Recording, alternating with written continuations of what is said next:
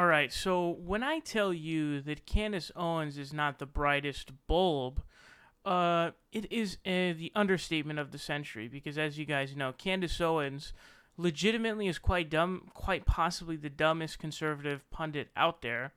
I don't think she's dumber than Tommy Lahren, but it's a competition between her and roaming millennial at this point. It's somewhere between the two. You kind of have to decide on that one.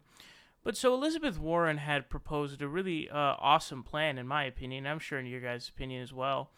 So she has a plan that would wipe out student debt for I think 73% of people who have all of the debt for 73% of people who have debt.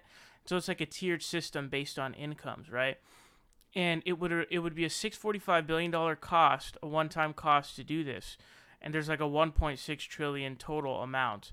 So it's a great plan to basically give debt forgiveness for people who are currently burdened with extremely overbearing loans that they had to take out just to get a higher education, to get a higher paying job. So, this is a great plan. It's a very well, wonked out plan. It has all the details. And there's even a study done to give us the information that Elizabeth Warren has provided. And now we go to Candace Owens to give us a fully fleshed out, genius, very wonked out rebuttal. Here it is. She says, wow, Warren is offering free money to black people, reparations, plus free college and a reimbursement if you took out any loans from a bank. You must vote for her in 2020 if you are an absolute moron with zero economic sense. Everything is going to be free. So that, of course, is the genius rebuttal that we are tasked with rebutting. You know what I mean? So I don't even really know. I'm not even really sure how to respond. So I don't even know what Elizabeth Warren's reparations plan even is.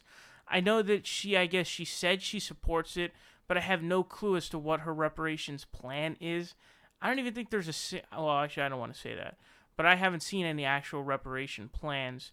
I think that there were some candidates who were like calling stuff that's not actual reparations. And yeah, so having free college is a great idea, of course.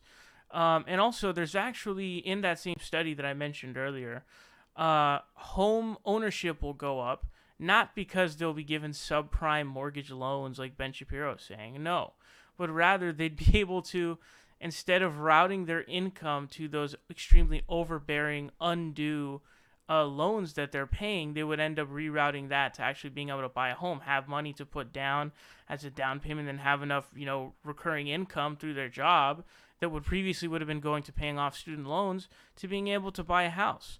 So that's obviously a great idea. Also, they'd have more money to actually spend in the economy, therefore spurring the economy more. Now, how much would we, see of that in this current economy we have? I'm not sure. But certainly we'd see the home ownership rise for sure. And also, a lot of other countries have free college education.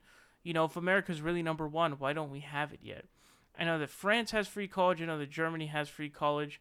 The UK has an interesting other system that they have where I guess it's not free, but they have some sort of a loan system that's, I think, tiered and stuff. So they have a little bit of different stuff.